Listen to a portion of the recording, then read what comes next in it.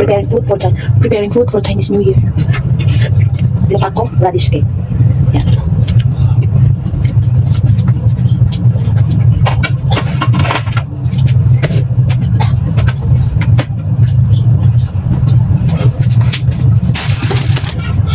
Happy Chinese New Year. May dinner ngayon ang family. Nag-prepare tayo ng dinner.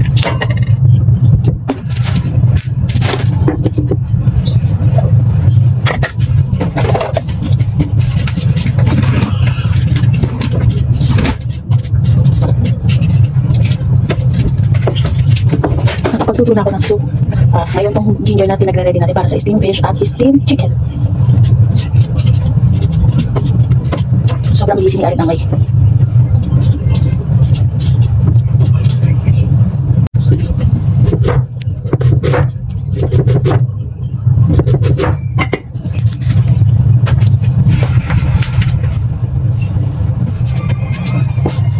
Bili tayo ng apron. Para feel na ako si Tera. Dahil kapag Chinese New Year busy ang mga helper. Lahat na tao busy.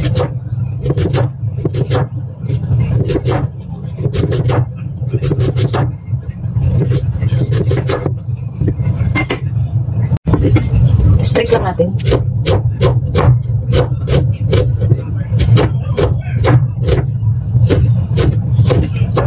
Seven o'clock pa yung dinner. 5:35 ngayon. Start ko nang pag-prepare. Para dire-diretso mamaya na lang sana.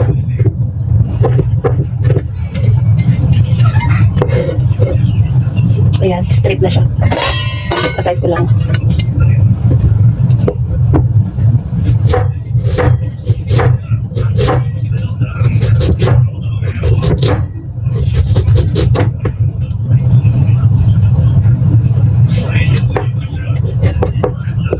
Dagdagan ko na pati sa chicken.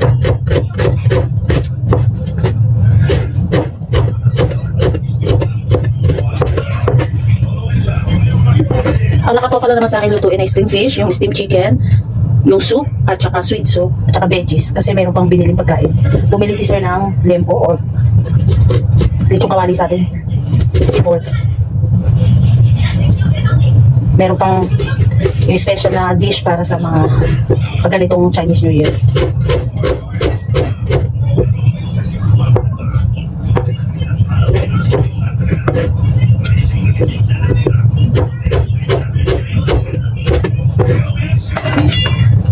Set aside ko muna.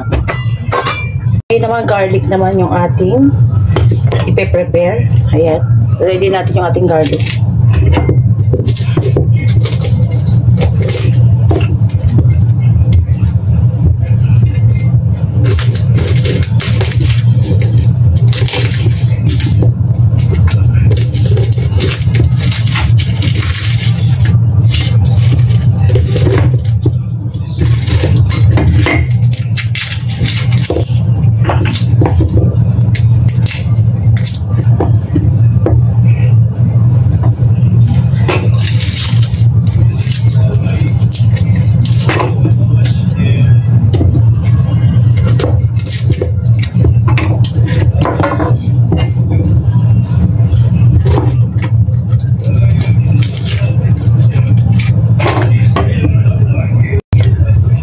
Flex ko lang yung aking electric chopper.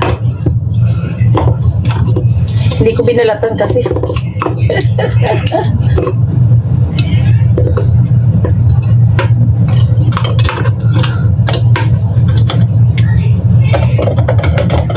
Hindi naman magbalat.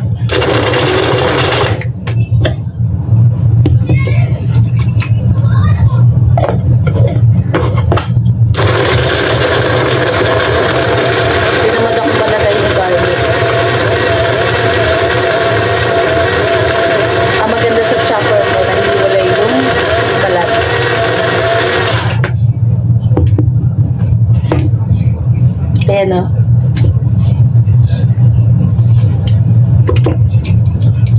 Tanggalin ko na lang siya doon.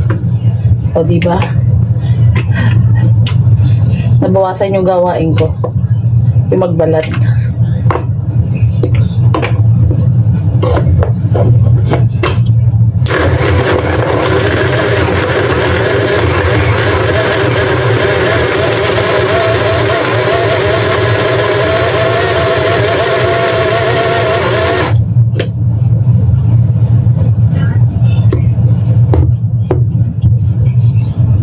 Ayun na. Diba? Tamad ni Aling Amay.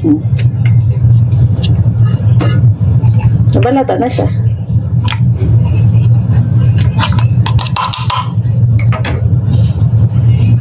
Pag tinatamad kayo, less ano na yan, less trabaho na. Diba? O, ayan. Ready na. Balat naman tayo ng onion.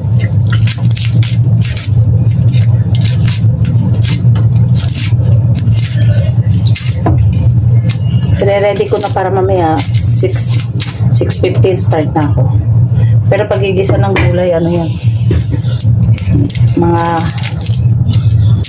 10 minutes bago kumain, 15 minutes bago kumain. Kailangan lang naka-ready.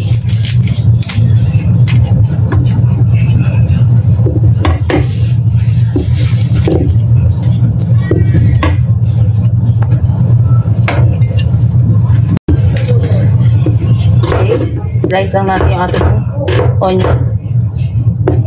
Oh my God.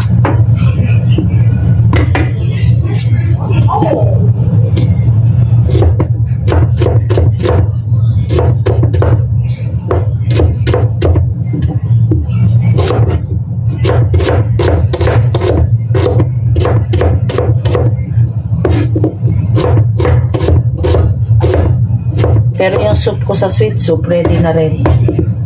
Nagawa ko na. Mamaya, pag mag-dessert na lang sila, tatambog ko na lang yung bilo-bilo. Parang bilo-bilo yun, ang tawag nila, tong yun. Tong yun, meron yung black sesame sa loob. Tamis siya. Eh, gagawa mo lang siya ng sweet soup. Ginger yun. Ginger soup. Yung mascobado, ano mo sa tubig, tapos lagyan mo ng ginger na madami. Yan. Ito naman, isasahog ko to doon sa vegetable, yung stir fry vegetable. Maraming klaseng vegetable siya, halo-halo. Ito ang isasahog ko. Preserved meat ito. O, ayan o.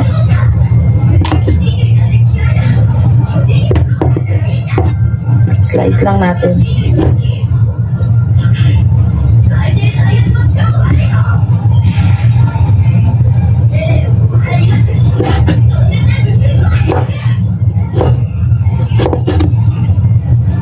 Okay, slice mo maliliit. Yan, ganyan. Yan.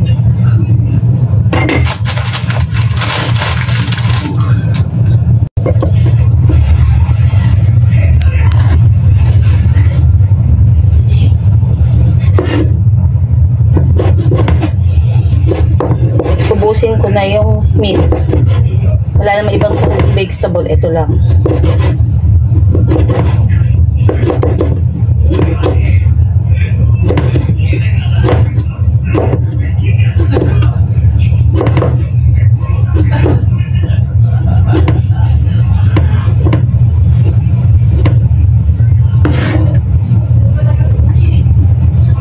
Ayan siya, oh. Ayan. Set aside natin.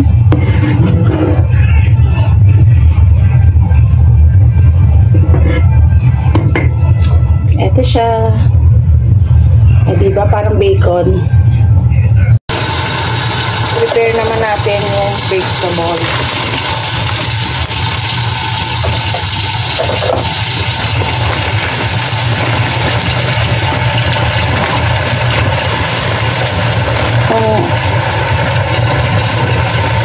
Meron ako nabili dito, mix na siya.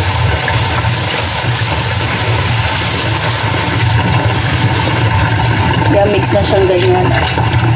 Halo-halo na. Pero may mga individual pa ako na binili.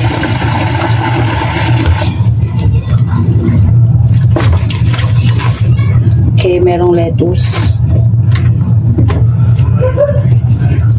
Merong coriander.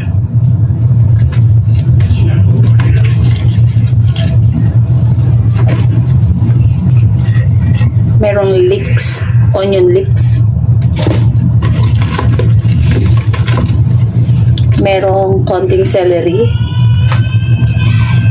merong chives. May chives pa ako. Bumili pa ako ng ano.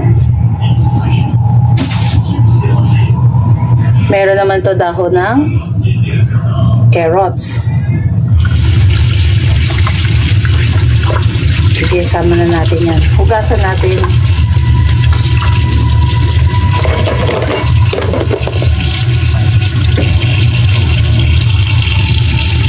Kailangan prepare na natin para mamaya ano na lang natin siya.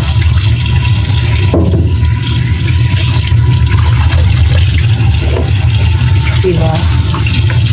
The onion mix.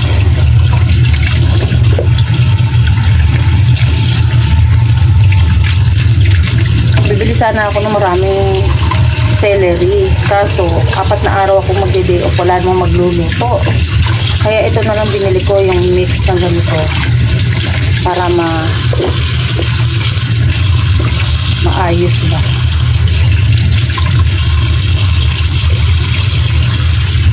Traditional din kung pagkakamix nito mga vegetable na to, may mga ibig sabihin. May mga ibig sabihin sa Chinese. Ayan.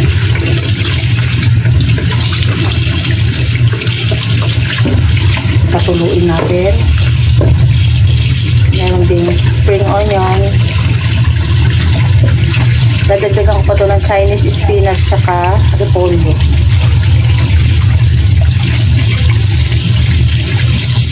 Six o'clock na.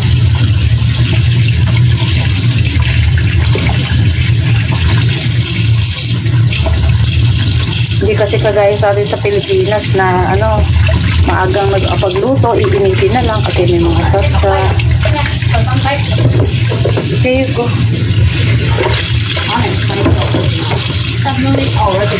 Don't eat too much no, because you cannot eat dinner, okay? Mga kay alaga, snack na snack. Pag kumain ng chichirya, mawawala na ng appetite sa totoong pagkain.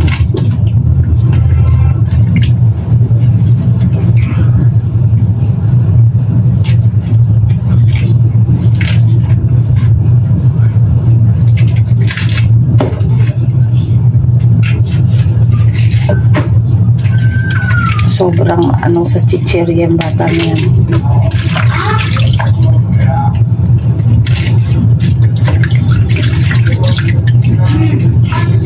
Pagkahugas ko nitong vegetable, sasaing na ako.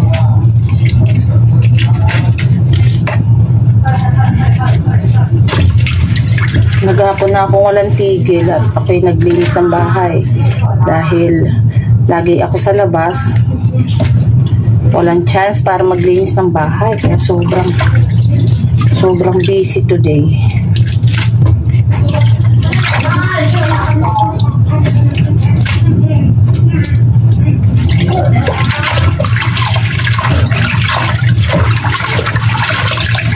Tuluin natin dyan.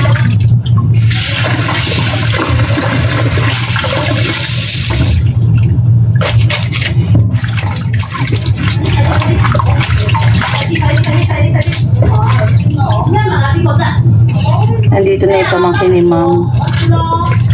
Siya yung nautusang kumuha nung punchoy. Kasi wala nga akong oras para makapag-focus ako sa paglilinis. Kaya siya na ang inutusan.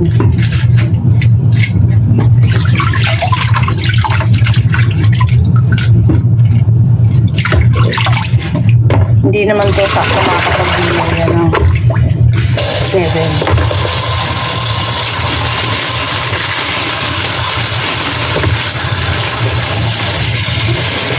Kagaya ng boss, late darating. Meron tayo ditong sok choy.